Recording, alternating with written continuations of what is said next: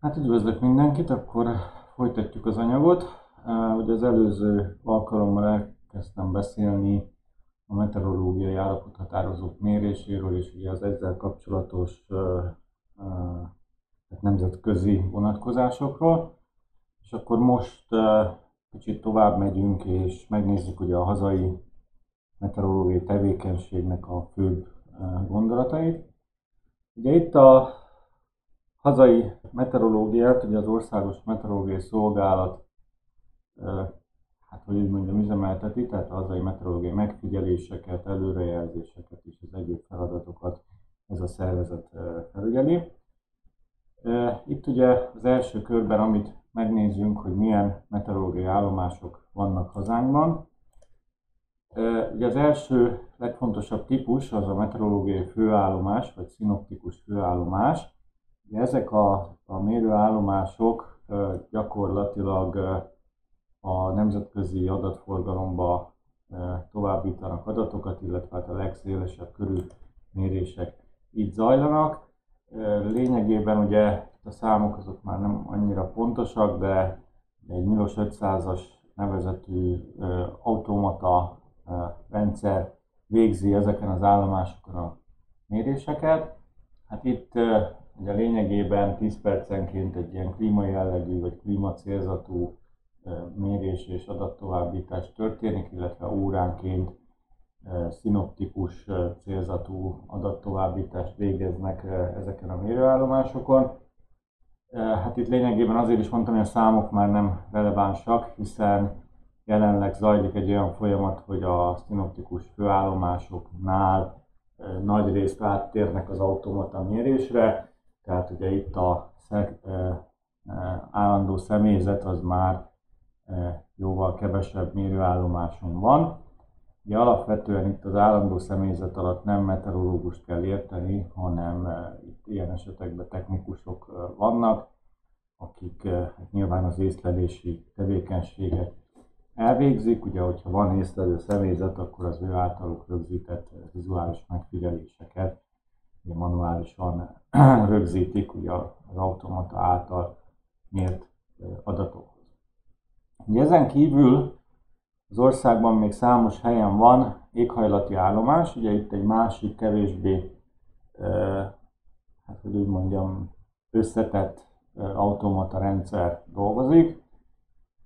Itt lényegében a méréseknek hát ugye a spektrum az kisebb, főleg szélsebesség, szélirány, léghőmérséklet, légnedvesség, talajfelszín hőmérséklet és esetleg talajhőmérséklet, illetve csapadékmérés, ami történik. Ugye ez csak egy ilyen ízelítő lista, ugye nyilván vannak olyan mérőállomások, ahol ennél több mérés történik. Ugye a talajhőmérséklet az meg viszonylag ritka egyébként, tehát hogy azért nem mindenütt van ilyen mérés, de nagyságrendileg ennyi méréssel számolhatunk itt. Ugye ezeknek az állomásoknak az adattovábbítása kizárólag a 10 perces intenzitás vagy 10 perces gyakoriságú belföldi adattovábbítás, tehát ezek ilyen klímacélzatú mérések lényegében. Nyilván ugye a hazai meteorológiai szolgálat az felhasználja adott esetben az előrejelzésekhez, meg más célból is, de ezek az adatok ezek nem kerülnek ki a nemzetközi adatforgalomba. Ugye ezeknél az emberi felügyelet az csak karbantartási célból történik, ugye ez egy ilyen két havi rendszerességű, illetve esetenként, hogyha probléma adódik, akkor ugye nem egy rendszeres, hanem egy gyakorlatilag ad-hoc ellenőrzés zajlik. Ugye egy ilyen automata állomás az található itt a tanszékünkön is. Jó, itt ugye az országos lefedettség, hát nagyjából az ország az viszonylag egyenletesen le van fedve, vagy szinoptikus főállomással, vagy klímaállomással. Itt ugye Szegedet lehet talán kiemelni, így a Szeged esetében a külterület a külterületen található egy szinoptikus főállomás itt a repülőtér mellett a Bajai út mentén. Itt ugye belterületi állomás is van, egy klímaállomás, ez pedig itt a tanszékünknek a tetőjén, illetve a tanszék mellett az utca szinten néhány műszerrel rendelkezik. Ugye itt ugye nyilván ez a klímaállomás, ahogy mondtam, gyakorlatilag csak karbantartási célzattal szokták meglátogatni, tehát nyilván ide a tanszékre néha jönnek a meteorológiai szolgálat munkatársai, és elvégzik a rendszeres karbantartást, vagy ugye az adott esetben hibajavítást. Jó, tehát ugye nagyjából ezek a mérőállomások, ugye az egyes mérési helyeken igazából a legfontosabb, hát hogy úgy mondjam, hely a mérőállomásokon a műszerkert. Ez a műszerkertre a WMO-nak meghatározott szabványai vannak, ami alapján kell a műszereket elhelyezni. Ez lényegében ugye egy ilyen alaprajzszerűen itt nagyjából föl van sorolva, hogy milyen műszerekről van szó, de hogyha megnézzük egy képen, tehát valami ilyesmit fogunk látni, nyilván minden egyes eszköznek megvan az, hogy hogyan kell elhelyezni, milyen magasra kell tenni a hőmérőházat, hogyan kell elhelyezni a csapadékmérőt. Ugye minden arra, vagy azt a célt szolgálja, hogy a méréseket legkevésbé befolyásolják a helyi hatások, vagy legkevésbé érjék olyan hatások, amik a pontosságot rontják. Jó, az is szabvány, hogy ugye ezeknek a műszerkerteknek a felszínborítása az ilyen rövidfűvű területnek kell lennie, ugye nem lehetnek fák, bokrok a műszerek közvetlen közelében, hiszen ezek mind befolyásolják a mérést. Ugye ezeknek főleg a szinoptikus mérőállomásoknál a mérésnek ugye a fő célja ugye a szinoptikus léptékben az időjárási állapothatározók meghatározása. Tehát ugye itt nagyjából azért az a cél, hogy egy ilyen 10-100 kilométeres területre, inkább ilyen pár 10 kilométeres területen belül a jellemző adatokat megkapjuk, tehát nyilván ezért is egy ilyen rövid fűvű területet alkalmaznak, mert itt ez nyilván talán a nagyobb térségi időjárást jobban jellemzi, mint hogyha egy erdőben lenne a mérés, vagy városközpontban. Jó, hát itt a hőmérséklet és a légnedvesség mérés helye az ugye hagyományosan a Stevenson-féle hőmérőház, ami valahogy így néz ki. Hát itt ugye ez az épületünk mellett található hőmérőház, ha valaki megy ki az épületből, akkor ugye itt meg is nézheti, illetve ez a külterületi állomáson található mérőház. Ugye ez hagyományosnak tekinthető, hiszen az analóg méréseknél is ezt a hőmérőházat alkalmazták. Hát itt annyi ugye a helyzet most már, hogy ugye a hőmérséklet és nedvességmérést azt ugye automata műszerek szokták rögzíteni, így igazából ez a nyithatóság ez nem feltétlenül fontos, de ja, megint csak az adatoknak az összehasonlítása véget ezeket a hőmérőházakat még mindig használják, hiszen hogyha másfajta árnyékolást alkalmaznak, akkor az a mérésekben eltéréseket eredményez. Ugye a hőmérőháznak annyi a szerepe, hogy árnyékolja a műszert, és így a műszer az ne a napsugárzás által felmelegítést mérje, hanem lényegében a levegő hőmérsékletét, tehát ugye itt az árnyékolás a fő cél. Jó, hát egy automata állomás az belülről valahogy így néz ki, tehát ugye az automata, amiben ugye a kábelek jelzik a különféle szenzorokat, ide kötik be. Nyilván ugye van benne modem, amivel ugye net kapcsolaton keresztül továbbítja az adatokat, és így tovább, tehát most ezt ugye nagyon jellemezni nem célszerű. Jó, hát a hőmérőházat ugye most manapság már ilyen sugárzásvédő ernyővel is szokták helyettesíteni, ugye automata szenzorok ugye ezekben is elférnek, azt nem kell nézegetni mérés közben. Jó, hát ezen kívül a hazai hálózat még csapadékmérő állomásokból áll. Ugye a csapadékmérés ugye azért fontos, hogy térben jóval nagyobb lefedettségünk legyen, mivel ugye a csapadék, főleg a konvektív csapadék esetén sokkal nagyobb a tér és időbeli változékonyság. Csapadékmérő állomás az körülbelül 800 van, ugye azért is, tehát ezzel hangsúlyozottan körülbelül, hiszen ezeket társadalmi észlelők üzemeltetik. Ugye ez nagyjából egy ilyen állomás úgy néz ki, hogy már van egy csapadékmérő edény, amit ugye minden nap reggel 6-kor le kell mérni a benne összegyűlt csapadék mennyiségét, és akkor ezt egy havi rendszerességgel kell továbbítani a meteorológiai szolgálatnak, amit utólag szoktak feldolgozni. Hát ennek a hálózatnak nyilván éghajlati szempontból van értelme, hiszen ugye az utólagos feldolgozás véget, hát nyilván csak később állnak rendelkezésre adatok, azonban hát nyilván ugye az összcsapadék mennyiség az nagyon sok szakterületnek nagyon fontos, tehát most a mezőgazdasággal lehet gondolni, vagy akár tervezési munkák és így tovább. Jó, ezt a csapadékmérő hálózatot is részben tervezik megújítani, illetve automata eszközökkel ellátni. Itt gyakorlatilag már van egy nagyságrendileg 100-as nagyságrendű mérőállomás mennyiség, ahol már automata eszközök működnek. Ott az ugye azért jelent egy pluszt, mert ott az adatok azonnal befutnak a meteorológiai szolgálathoz, tehát a valós idejű, hát mondjuk úgy megfigyeléseket azért lehet sokkal széles körülben alkalmazni. Jó, ezen kívül ugye megemlíthetünk úgynevezett obszervatóriumokat, ezeknek mindegyiknek van valami külön célzata. Ugye az egyik például időjárás radarállomások, ugye ezek az időjárási radarállomások csapadékmérést tesznek lehetővé az ország egészén. Ilyenek, hát ugye 4 van, lényegében ugye Pogányváron, Pesten, Szentlőrincen, Napkoron, illetve Szenteslavistón. Ezzel nagyjából még ugye lefedhető az ország, még Dél-Baranyába, vagy Baranyába terveznek, vagy Dél-Dunántúlra valahova egy további radart, amivel már tényleg teljes lesz a lefedettség minden magasságban. Ugye ezen kívül vannak szinoptikus magas légkörkutató állomások, ugye ezeknek a fő feladata a magas légkörnek a mérése. Ez a mérés több eszközzel történik, ugye a legfőbb eszköz a rádiószonda, ami ugye egy ilyen lútballonra elhelyezett műszereknek az együttesét jelenti. Ez a rádiószondás mérés, ez napi 2-szer történik mindkét helyen.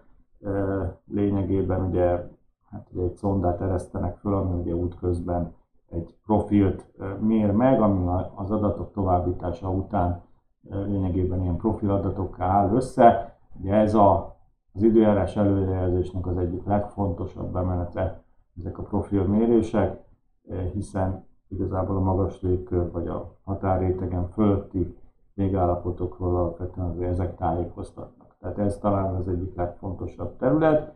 Ugye itt is a szegedi állomás az, ahol most már nincsen állandó személyzet.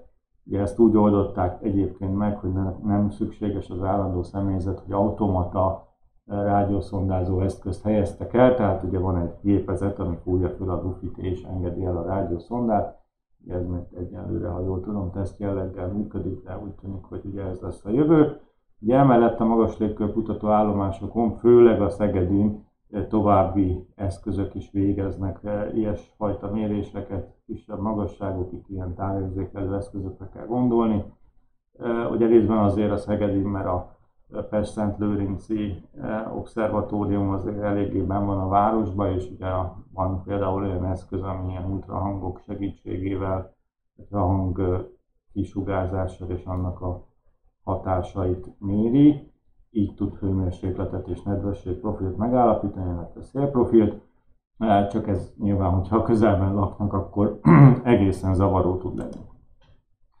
Jó, és utána vannak még egyéb speciális állomások, hát ugye itt lehet felsorolni agrometeorológiai, ugye mezőgazdasági célzatú állomás, ugye növényfenológia, az is valami hasonló, városklimatológiai állomás, háttérszennyezés mérő állomás, az ugye légszennyezés detektálása is, azonban is a háttérszennyezés, tehát a szennyező forrásoktól távoli állapotok meghatározására szolgál, illetve viharjelző állomás, ami hát ugye a Balatonon, a Velencei tavon és a Tisza tavon működik viharjelző rendszer, ugye annak a valós idejű támogatását ugye ezek az obszervatóriumok végzik.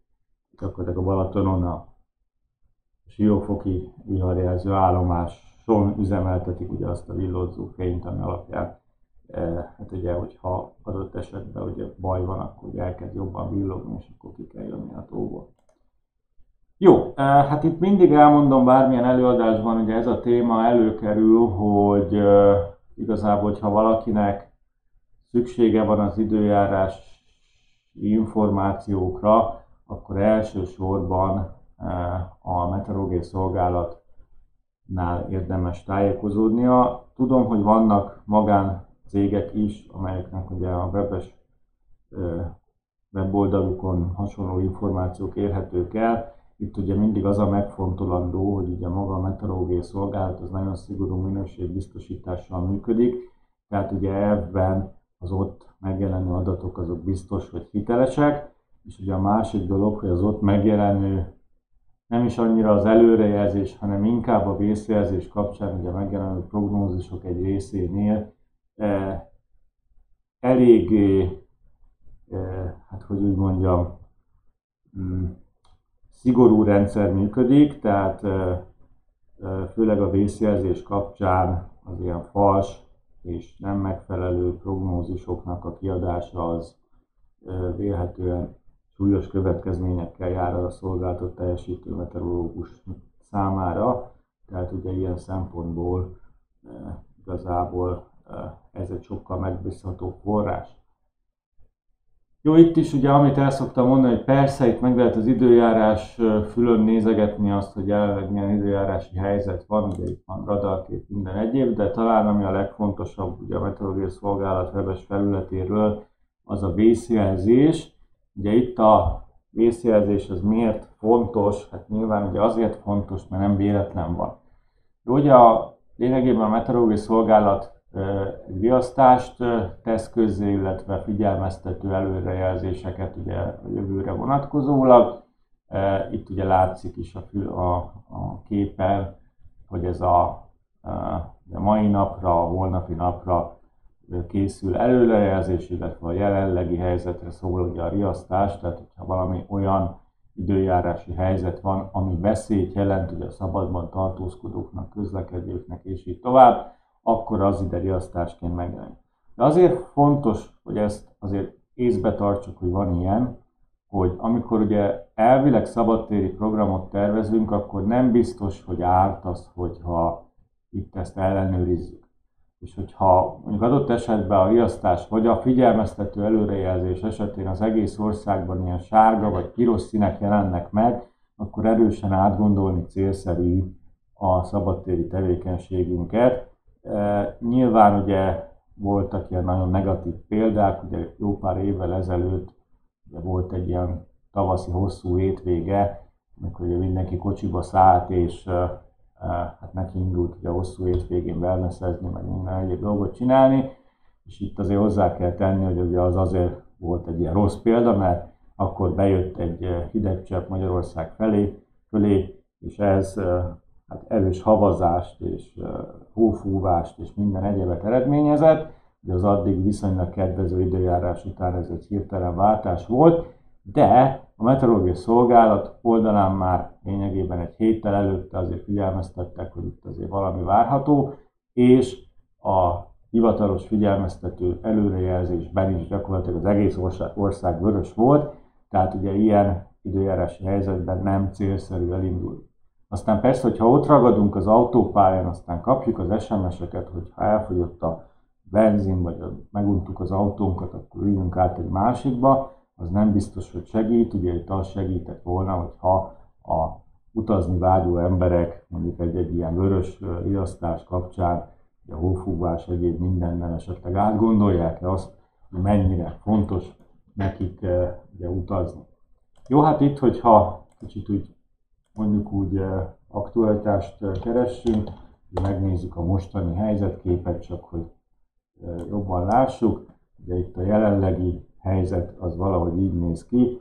Ugye itt az országnak a nyugati részén mindenféle szitálás, tehát ilyen csapadék jelent meg, ugye ez egy ilyen kis kompozit kép, és akkor itt ugye az időjárás fülön, ugye az aktuális időjárásnál lehet böngészkedni, hogy mi a helyzet az országban, radaradatok, radarmérésekkel van csapadék, itt ugye hőmérséklet, egyéb dolgok is megjelennek, hóvastagságadatok is megjelennek, ugye itt látszik, hogy a Kékes tetőn 1 centi hó van, illetve hát a Dunántúlon akár 2 cm is van éppen aktuálisan. Hát itt a villámlokalizációban ez a téli fél évben nem annyira jellemző, és így tovább. Tehát ugye itt lehet ugye böngészni, ugye amit mondtam, a vészjelzés az ugye aktuálisan most így néz ki, ugye itt látszik, hogy ugye a minden riasztás, mind ugye az előrejelzésnél, ugye itt a sárga területeken a riasztás ki van adva az ónos esőre. Ugye ez a sárga, ez a gyenge ónos esőre utal, nyilván, hogyha ez bepirosodik, akkor az ugye az erős ónos esőre utal. Ezt nyilván, hogyha valaki most utazni kíván, akkor azért figyelembe kell venni, hogy ugye ez a közlekedés jelentősen tudja akadályozni, tehát hogy ez egy komoly veszélyforrás. Jó, tehát ugye ezt én javaslom, hogy mindenki kövesse, főleg, hogyha bármilyen szabadtéri programot tervez, akkor hát azért csak arra kell figyelni, hogy amikor mondjuk valami komoly riasztás van, akkor az bizony nem tréfa. Jó, na hát akkor itt a meteorológiai szolgálat tevékenységét ezt lényegében meg is beszéltük, vagy hát nagyon röviden bemutattam ugye a lényegi pontokat, és akkor tovább megyünk az utolsó tananyagra. Ugye ez az utolsó tananyag igazából hát már nem meteorológia. Azért van benne azért az anyagban, mert ugye vannak olyanok, akiknek már nincsen, vagy nem lesz klimatológiás órája a tanrendre szerint, illetőleg hát nem árt az, hogyha bizonyos olyan fontos összefüggések, amik azért tényleg fontosak, ugye a helyünk, hogy hát ugye a hazai viszonyok megismerése az pont egy ilyen. Tehát azért jó lenne, hogyha mindenkinek legyen képe erről. Persze lesz, akiknek ugye a későbbiekben lesz még további klímás órája, ott ugye lesz erről szó részletesebben is, de senkinek nem fog megártani egy kismértékű ismétlés. Jó, na, tehát ugye Magyarország éghajlata a téma. Itt igazából, ugye mivel éghajlatról van szó, tehát itt már ugye nem a pillanatnyi meteorológiai helyzetre vonatkozik mindez, hanem ugye egy hosszabb időszak adataiból összeálló képről van igazából szó. Ugye ezt ismételvén az a hosszabb időszak, ugye a klimatológiai vizsgálatoknál általában egy 30 éves átlag az, ami már egy ilyen standard képet mutat. Jó, hát itt ugye az általános jellegzetességekre koncentrálva, tehát hogy mi is az, ami alakítja a hazai éghajlatot. Ugye itt igazából az országról, hát nyilván ugye annyit kell tudni, hogy észak-dél irányban ugye kb. 3 fok a kiterjedése, ugye ez földrajzi szélességben. Ez ugye azt jelenti, hogy igazából olyan lényegi különbség a besugárzás eloszlásában nem nagyon van. Tehát ugye ez főleg olyan országoknál jelentős, ahol ugye észak-déli kiterjedése jóval nagyobb, mint Magyarországon. Jó, a másik dolog az, hogy az ország jelentős része az síkvidéki vagy közel síkvidéki jellegű, tehát ugye az ország 50%-a az 200 méter alatti tengerszint feletti magasságon helyezkedik el, és körülbelül csak 2%-a az ország területének, ami 400 méter felett. Ugye ez azért fontos, mert nyilván a domborzat az éghajlatra elég jelentősen kihat, ugye minél élénkebb a domborzat, minél magasabban vagyunk, ott olyan jellegű változás, vagy hát bizonyos változások lesznek ugye az éghajlat alakulásában, ugye mind a besugárzás, mind a hőmérséklet eloszlás, a csapadék eloszlás szempontjából, de ugye a hazánkra ez pont az itt leírtak miatt nem annyira jellemző, hiszen olyan komoly, magas hegységi régiók azért nyilván nincsenek az országban. Jó, az éghajlat rövid jellemzése az lényegében annyi, hogy kontinentális éghajlat hosszabb, melegebb évszakkal. Ugye többfajta klímaosztályozás létezik, ugye ez az egyik szerinti megnevezése, ugye ez a kontinentális éghajlat, ez arra utal, hogy ugye a tengereknek a kiegyenlítő hatása az ugye viszonylag úgymond távol van. Hát ez itt az ábra is mutatja, hogy a legközelebbi tenger az az Adria, illetve hát ugye az Égei tenger, illetve a Fekete tenger, az kb. 600 km-re, tehát viszonylag távol található meg. Az óceánokról nem is beszélve. Ugye a tengerek, óceánok partján ugye a nagy vízfelületnek a kiegyenlítő hatása, és ugye az óceánok esetén a tengeráramlásoknak a kiegyenlítő hatása igen jelentősen kihat az éghajlatra.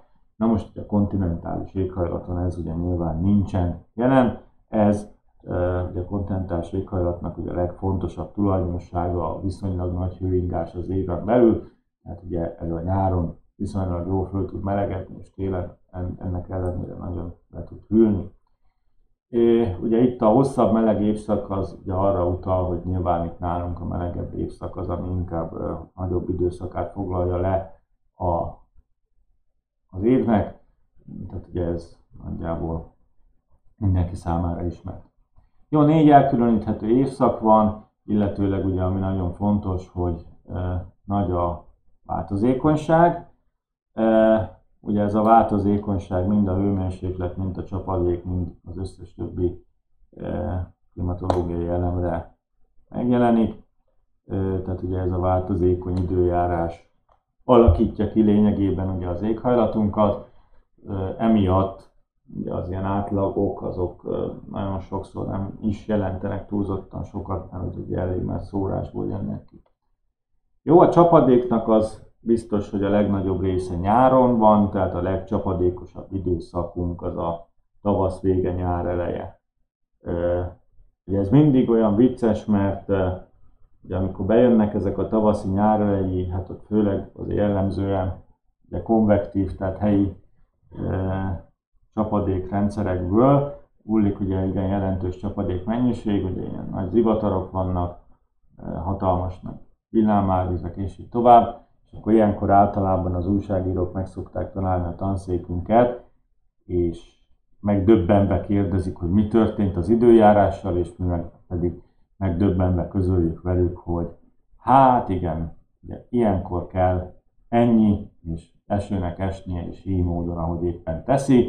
Tehát ugye ezen ne lepődjünk meg, ugye ez a tavasz végi, nyár elejé csapadék, ez jellemzően konvektív csapadék, hát nagyrészt konvektív csapadékból jön össze, tehát nyilván az nem egy szenzáció, hogyha ilyenkor jelentős csapadék események vannak, az persze más kérdés, hogy a belejáró károk azért igen jelentősek szoktak tudni lenni. Jó, a másik dolog, ami még ugye az éghajlatunknak a kialakítása szempontjából nagyon fontos szereppel bír, az ugye a Kárpát-medence, mint hát mondjuk úgy képződmény. Ugye itt a Kárpátok, illetve hát nyugatról az Alpoknak köszönhetően ugye a Kárpát-medence az jellegzetesen, hát hogy úgy mondjam, egy ilyen elég érdekes időjárási jelenségeket szokott generálni. Hát itt ugye mire lehet gondolni, hát ugye itt a domborzati hatás miatt gyakorlatilag hát a téli időszakban, ami gyakrabban fordul elő nálunk, mint máshol, az ugye a hideg légpárnás helyzet. Ez igazából abból adódik, hogy ugye valamelyest ugye a környező hegyek miatt ugye ez a hideg légpárnás helyzet, ez mondjuk úgy, hogy tartósan ki tud alakulni a Kárpát-medencében, és csak nagyon erős, hát hogy mondjam, frontok tudják ezt felszakítani. Ugye ez a téli időszakban ugye az időjárásunkat hát a mostanában látható módon szokta befolyásolni, tehát egy ilyen ködös, hideg időjárás jellemez minket ilyenkor, és ugye ami még jellegzetesen hozzáadódik ehhez, az nem más, mint a szennyező anyag koncentrációknak a megnövekedése. Hát ez nyilván azért van, mert a hideg légpárna miatt nincsen függőleges keveredés, és ugye ez a függőleges keveredésnek az elmaradása, és az amúgy is magas szennyezőanyag kibocsátásunknak összjátékaként igazából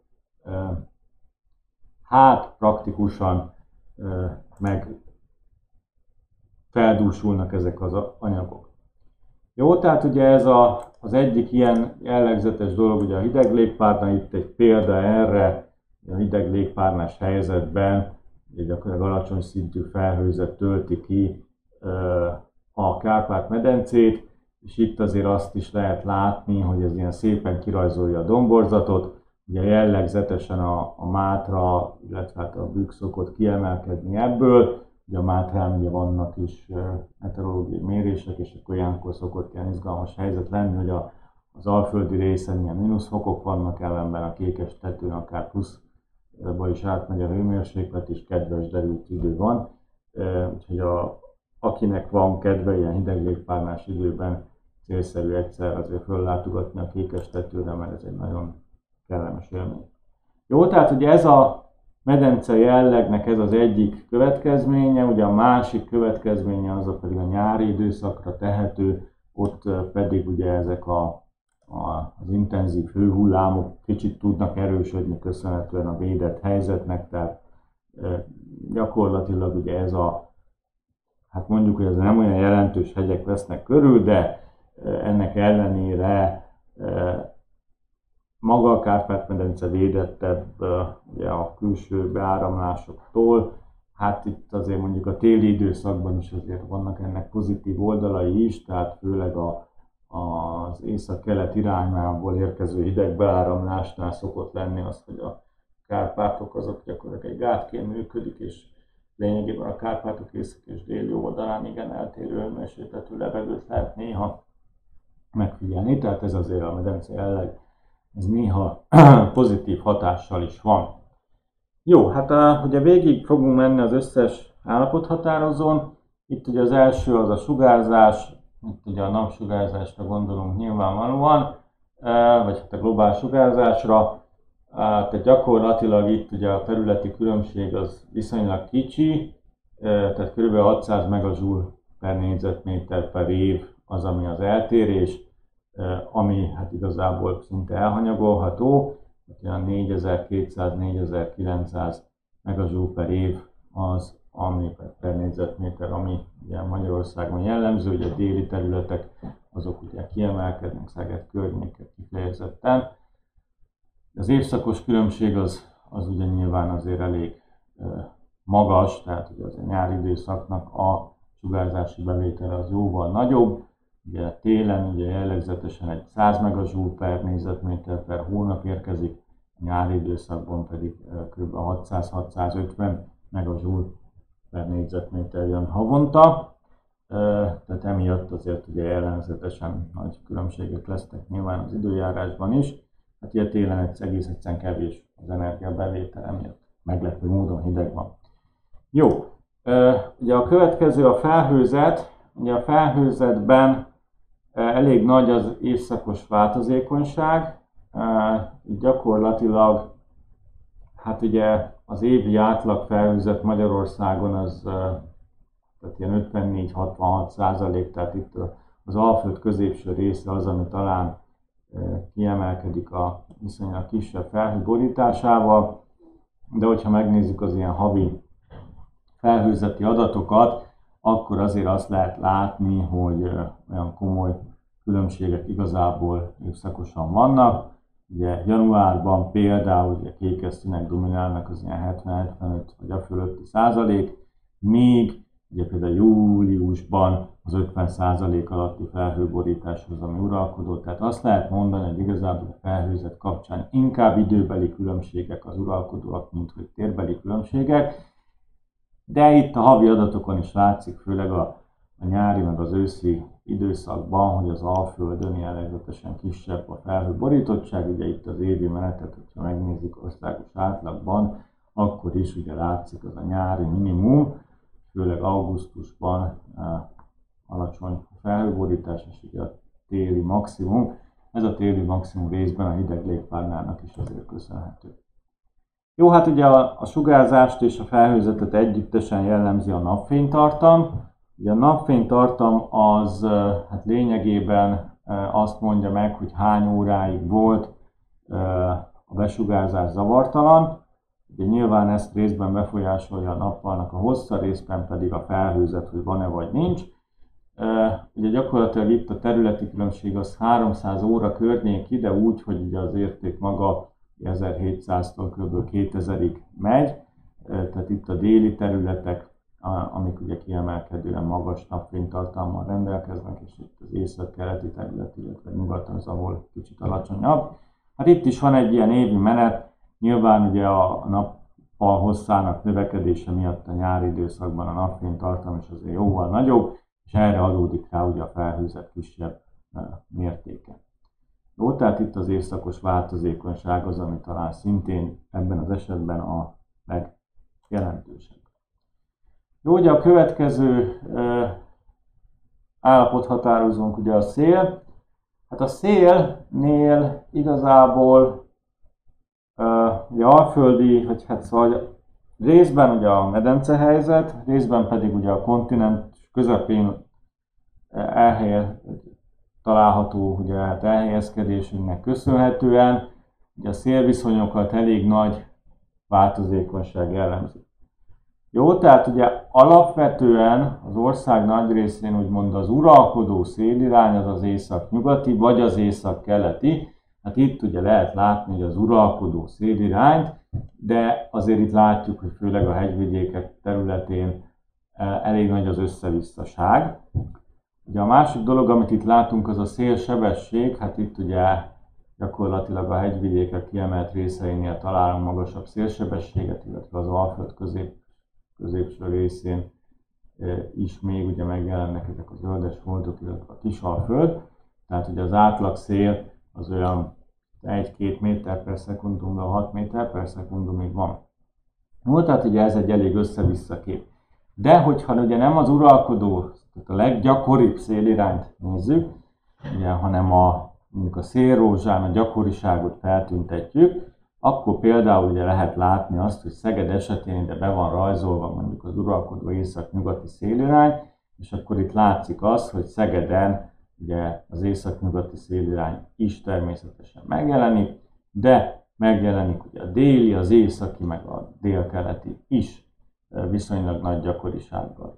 Jó, tehát ugye itt például ugye, gondolom Békés Csaba, itt is ugye a dél felé tartó szél, vagy nyilván az északi szél van bejelölve, de majdnem ugyanolyan gyakorisággal a déli szél is megjelenik, és például hát Debrecennél is valami hasonlót látunk. Tehát alapvetően azért az látszik, főleg itt a szélrózsákból, hogy ez a fajta uralkodó szélirány képünk, amit látunk, ez hát mondjuk úgy, hogy fenntartásokkal kezelhető, mert lehet, hogy a második leggyakoribb szélirány az pont az ellenkező irány.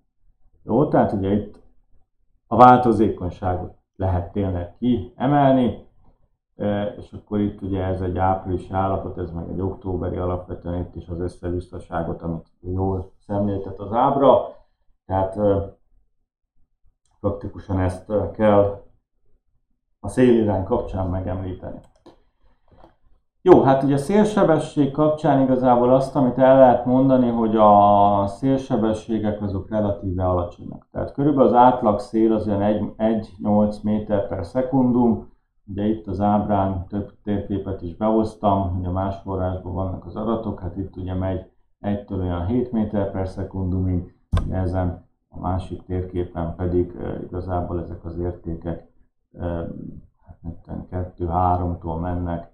A lila színek azok igazából a lila, tehát ugye itt a kékes színek azok kicsit magasabbak, ugye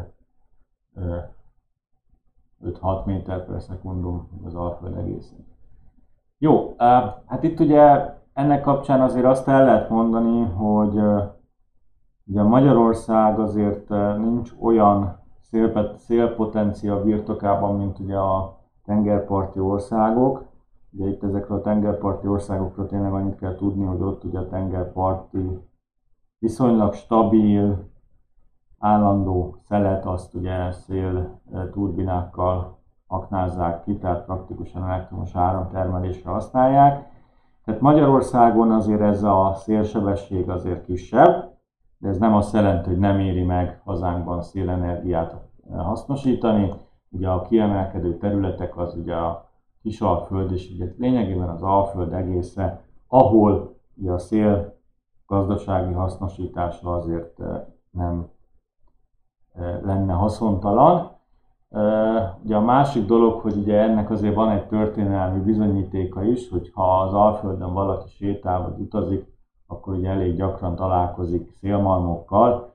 Tehát hogyha egyébként ugye ezeket a szélmalmokat térképre visszük, akkor meglepő módon nagyjából az itt látható térképnek ez a viszonylag nagyobb szélsebességű területeivel esnek ezek egybe.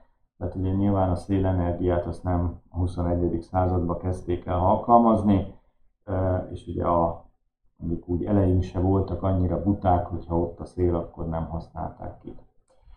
Jó, hát itt ugye a viharos napok évi száma, hát itt lényegében ugye viharos nap az, amikor a szélsebesség meghaladja a 15 méter per szekundumot.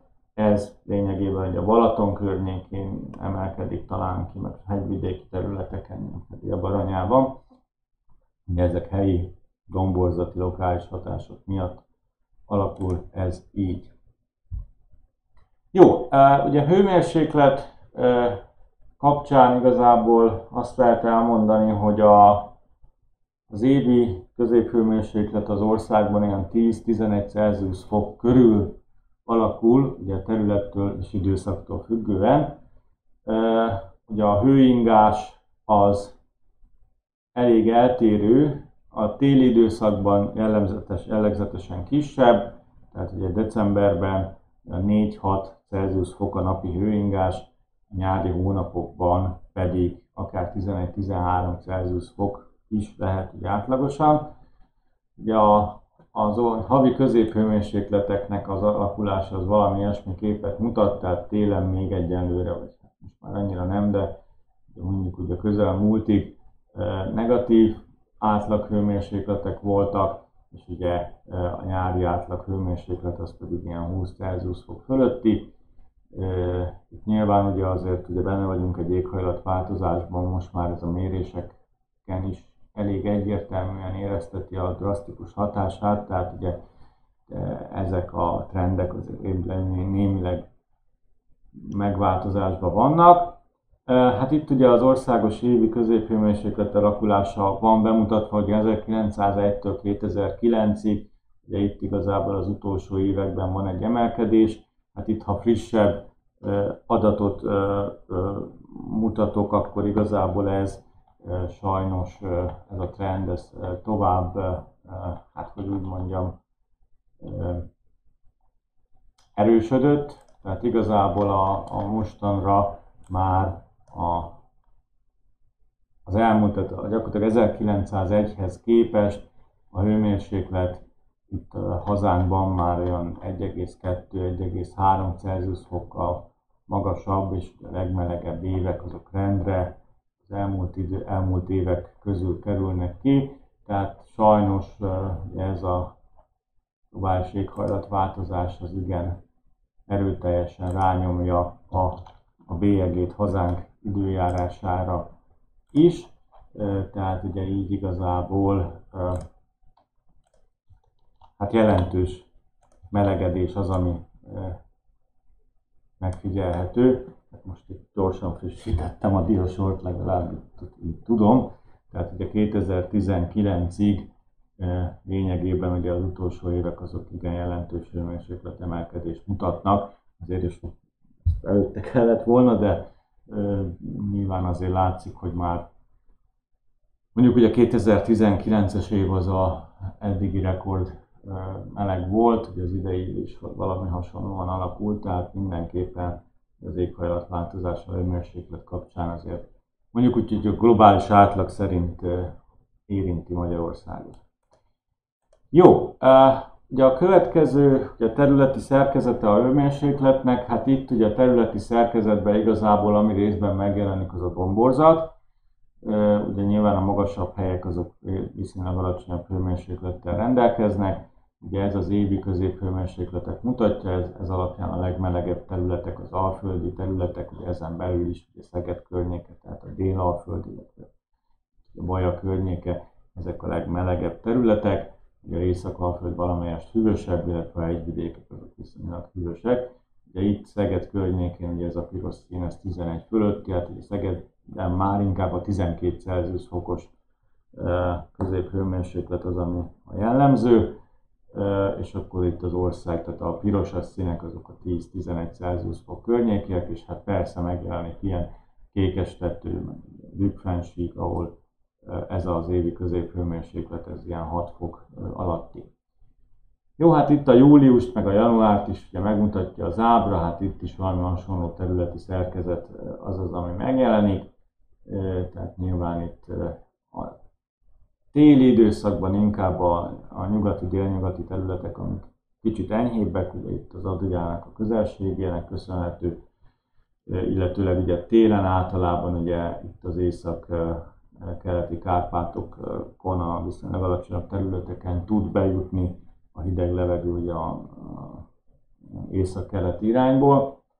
Hát ugye ez egy ilyen jellegzetesség, hogy általában ez a területe Magyarországnak, ami hűvösebb. Hát nyáron meg nyilván ugye az alföldi területek tudnak jobban fölmelegedni, a hegyvidéki területek azok kevéssé. És akkor itt a hőmérséklet változása lényegében, hát ugye az utolsó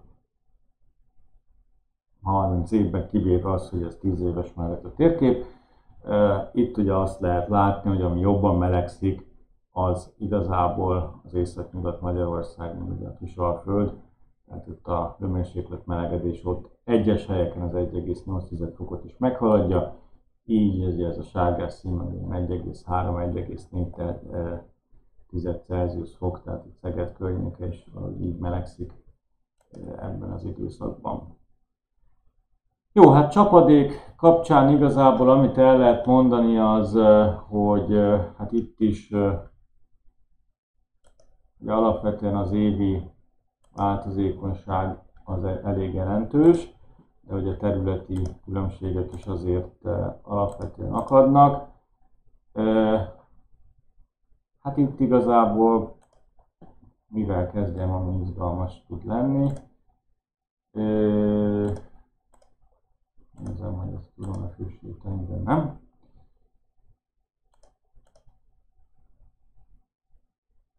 De. Most ez egy ilyen online óra, annyira online, hogy maga az anyag is online készül el, vagy élőben. Jó, tehát igazándiból ugye a csapadék viszonyok kapcsán, ugye, amit ki lehet emelni, hogy az országnak a dél-nyugati része, illetve úgy általában a nyugati része csapadékosabb. Csapadékban jelentősebb különbségek vannak a területi szerkezet szerint, tehát itt ugye elvileg a legszárazabb területek az Alföld központi részei, ahol 500 mm alatti az évi csapadék összeg, a legnedvesebb területeken pedig a 850 mm fölötti értékek az átlagosak. Tehát ez, ha nem is kétszeres, de legalább másfélszeres különbséget jelent. És itt ugye elvileg térbeli szerkezetet, hogyha megnézzük januárban, meg júliusban, ugye gyakorlatilag ez a Dunántúli terület mind nyáron, mind télen némileg csapadékosabb. Jó, ugye jellegzetesen azért ugye látszik, hogy júliusban a csapadék értékek jóval magasabbak, tehát ez a zöldes szín, ez olyan 50-60 mm jelent havonta, a kékes szín, vagy ez a lilásban menő szín, az majd 100 mm, és itt ugye ez a sárgás szín, ez ilyen 30-40 mm havonta, tehát hogyha ez azért is fontos ilyeneket azért nagyságrendileg megjegyezni, hogy mondjuk úgy Szeged az 500 mm évente, Nyugat-Dunántúl 850, illetve ugye nyáron egy 60-70 mm havonta, ugye télen kicsit kevesebb, mert hogyha hallunk egy extrém csapadékot, és akkor ilyen hangzik el, hogy lehullott 80 mm csapadék, akkor azt ugye önmagában, hát jó 80 mm, az ugye ekkora, és azt ugye nagyon nehéz, hogy mondjam, elképzelni, de hogyha ezt összevetjük a havi csapadékkal, akkor sokkal jobban lehet szemléltetni a dolgot, tehát 80 mm az másfélszeres a havi csapadéknak, és az nem egy hónap alatt hullott le, hanem mondjuk egy óra alatt. Ugye egy Szegeden az elmúlt években voltak ilyen csapadék események, tehát ugye ezt mondjuk úgy szemléletmód szempontjából azért jó, hogyha mindenki valamilyen szinten elsajátítja. Ehhez azért egy pár számot érdemes megtanulni. Jó, ugye az országos átlagos havi csapadékoknál látszik ugye a nyári csúcs, tehát ez nem meglepő, hogy június a legcsapadékosabb hónap, tehát amikor ilyenkor nagy csapadékok vannak, akkor nem kell egyből a szakértőkhöz rohanni, hogy vajon mi történt. Hát az történt, hogy az történik, mint aminek történnie kell. Ilyenkor mindig ugye az újságíróknak az arckifejezését szoktam így mondjuk úgy nevetni magamban, amikor kérdezik, hogy hát most mi ennek az oka? Hát mondom, ennek az oka, hogy ez egy ilyen éghajlat, itt minden évben ilyenkor esik sok eső. És akkor ilyenkor ugye látszik rajtuk a csalódottság, hogy ebből nem lesz nagy hír. Legalábbis ebben a formátumban. Jó, tehát mindig nyáron esik sok eső, tehát ez azért annyira nem meglepő. Ugye télen ilyen 30 mm-ek, nyáron ilyen 50-60 mm-ek, és van egy második csúcs talán novemberben. Jó, ugye a csapadéknek az évi összegeinek a változékonysága is nagy, tehát itt látszik azért, hogyha itt ugye több év adata jelenik meg, hogy ugye az egyes éveknél elég nagy az eltérés. Ugye ez ilyen százalékos eltérésben van meg, tehát ugye ez az országos átlagtól való eltéréseket mutatja igazából, vagy hát a sok évi átlagtól való eltéréseket, és tényleg itt azt lehet látni, hogy ugye csapadékos év, száraz év, csapadékos év, száraz év, tehát van egy össze-visszaság, hát hogy úgy mondjam, nagyjából eddig. 90-es évekig ugye nagyjából ez volt a jellemző, hogy egy-egy száraz évet egy csapadékosan váltott, tehát ez egy természetes, vagy viszonylag természetes változékonyság. Aztán utána igazából itt már ez a fajta változékonyságnak a nagyságrendje megnőtt, tehát itt akár a sok évi átlaghoz képest 89%-kal több csapadék hullott, aztán meg sokkal kevesebb. Tehát itt részben azért ugye az idő múlásával a szélsőségesség nő, a csapadék esetében pedig ez azt jelenti, hogy az évi összeg is elég szélsőségesen változékonnyá válik. Nyilván ilyen trendszerű változás, mint a hőmérsékletnél nincsen.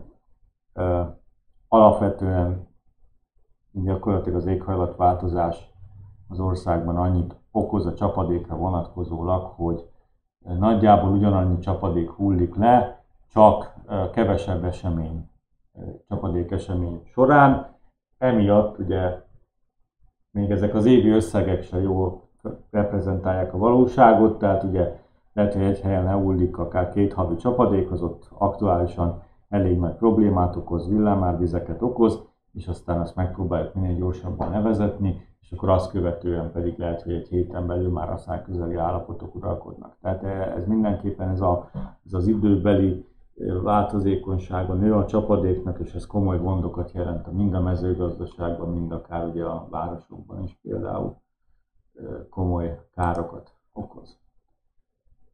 Jó, hát ugye itt az átlagos vagy általános éghajlati jellemzésre igazából több ugye úgymond klímaosztályozás létezik. Ugye amit itt bemutatok, az a Péceli féle éghajlatosztályozás, ugye Péceli a tanszékünk korábbi professzora. Az ő nevéhez köthető ez a fajta, hát mondjuk úgy osztályozás, aminél igazából ilyen hűvös, mérsékelten hűvös és meleg, illetve nedves, mérsékelten nedves, mérsékelten száraz és száraz kritériumokat határozott meg, és ezek kombinációiból jön létre egyfajta általános jellemzés. Ugye itt a meleg, hűvös, mérsékelten hűvös, ez nyilván egy országon belüli különbség, tehát a melegebb területek lesznek a melegek, ugye a mérsékelten meleg és hűvös az ugye a köztes állapot, a hűvös pedig nyilván a hűvös területek lesznek.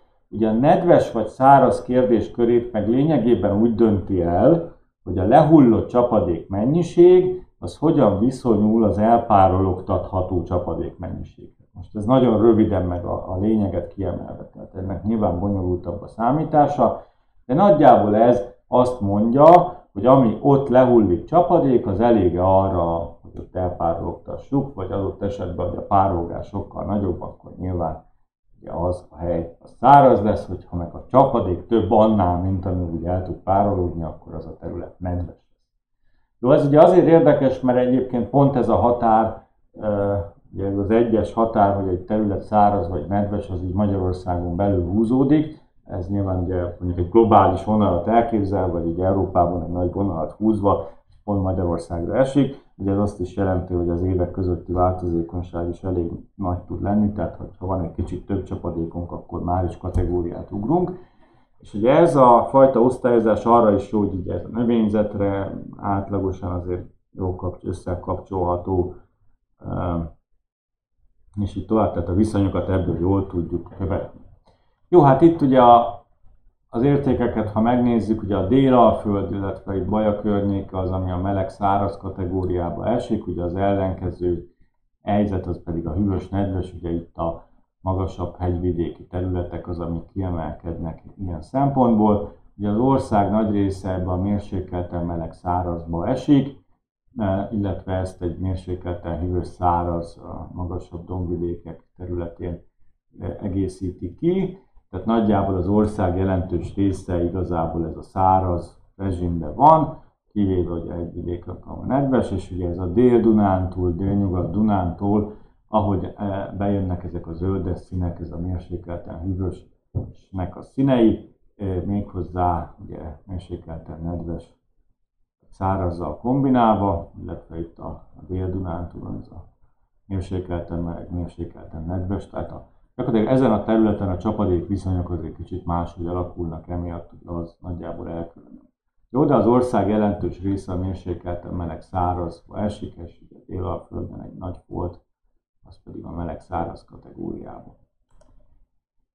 Jó, hát ezt, hogyha ugye ilyen klímadiagramok formájában is próbálják ábrázolni, akkor ugye több városnak az adatát itt össze lehet hasonlítani, hát itt ugye azért lehet látni a csapadékösszegeket, hogy az hogyan alakul. Ugye itt látszik azért, hogyha mondjuk megnézzünk egy Szombathely esetében, ugye a csapadék azért kicsit máshogy alakul, mint mondjuk például Szegeden. Ugye a hőmérsékleti viszonyok szerint pedig, hát nyilván vannak azért hűvösebb városaink, itt és azért vannak lokális eltérések. Ugye ezt is azért lehet esetleg elemezni, de talán nem ez a legfontosabb. És akkor itt igazából, hogyha nagyjából a globális éghajlatba megpróbáljuk elhelyezni magunkat, akkor pedig ez a Köppen-Geiger-féle klímaosztályozás az, ami ugye segít. Ugye itt Magyarország ez ebben a zöldes színű pöttyben van, ugye a zöldes szín az a CFA vagy a CFB kategória, a C az ugye elvileg gyakorlatilag a meleg hőmérsékletre utal, az F az a csapadékosságra utal, tehát kellő mennyiségű csapadék van, és ugye itt az A, ez a meleg nyárra utal, tehát ugye itt Magyarország a CFA-ban van, ugye nagyjából hasonló éghajlatot találunk ugye Észak-Amerikában, ugye Egyesült Államoknak a keleti partvidéke, Kína egyes része, Japán, mondjuk úgy Dél-Amerikában, illetve Dél-Afrikában, kisebb helyeken, illetve Ausztráliában ez a partmenti vidék az, ami hasonló jellegű éghajlatot jelent. Ugye itt, hogyha közelebbről megnézzük az adatokat, a térképet, akkor látjuk, hogy Magyarország ebben az időszakban teljes mértékben ugye ezen zöldben van, de ugye hidegebb évek során ugye ez a lila szokott még előre nyomulni, főleg ugye észak-kelet Magyarországra, tehát itt is Magyarország pont klímahatáron van. Ugye ez a lila szín, ez ugye elvileg a sötét lila, az a DFD, az a hideg éghajlatokat jelöli. Ugye itt a hótakaró, az, ami a hótakarónak az előfordulása az, ami ugye fontos, de egyébként jellegét tekintve azért nagyjából hasonló, csak ugye némileg hűvösebb éghajlati év az, ami ugye ez a terület. Tehát ez néha benyomul ide gyakorlatilag Magyarország területére. Jó,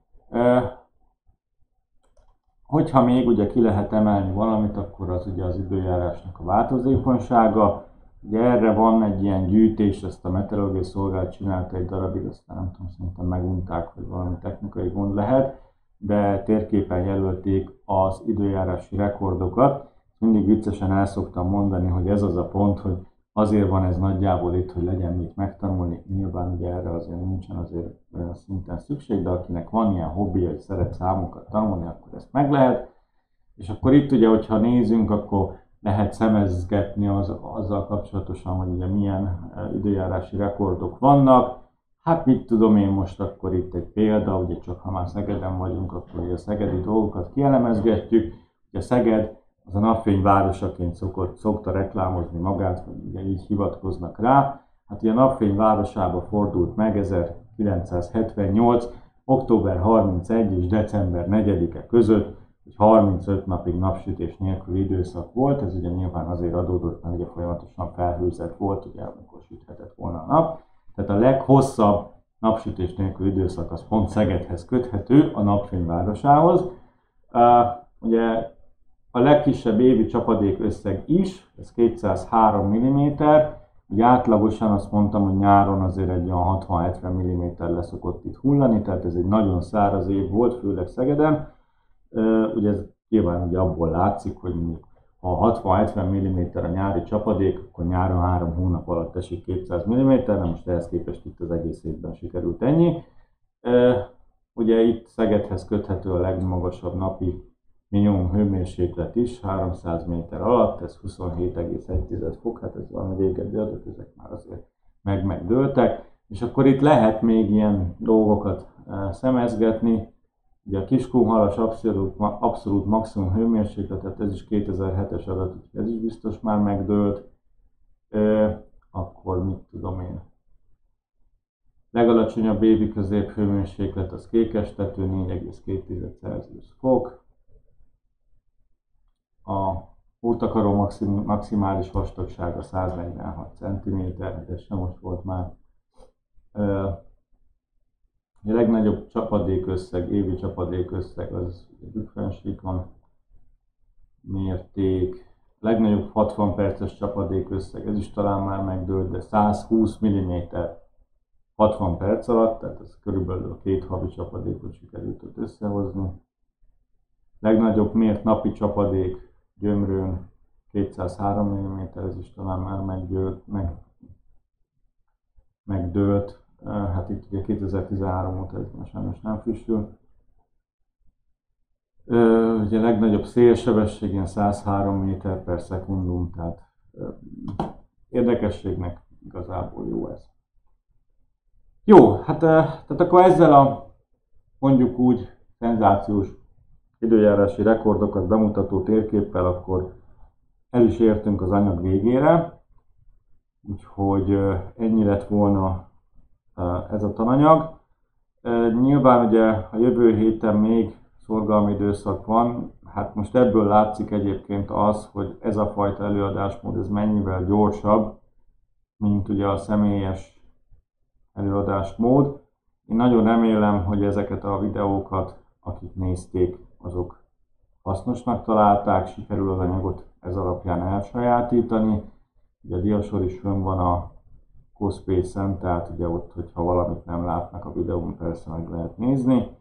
Úgyhogy remélem, hogy itt a külső körülmények meg a járványhelyzet ellenére azért a tananyagot sikerül mindenkinek elsajátítani, és hát részben remélem, hogy ez a fajta előadásmód ez megfelelő volt mindenki számára. Most azon még majd elmélkedek, hogy egyfajta visszajelzést azt majd hogyan tudunk alkalmazni, tehát adott esetben lehet, hogy majd valami kérdőívet fölrakok a Cospace-re, hogy mi a vélemény, mert ez engem tényleg érdekel, de ha más nem, akkor a hallgatói véleményezés szokásos rendszerébe oda megjegyzésként oda lehet írni, hogy ez a fajta videós előadásmód ez hogyan tetszik. Nyilván ugye hát nekünk is fejleszteni kell ezt a fajta előadási módunkat.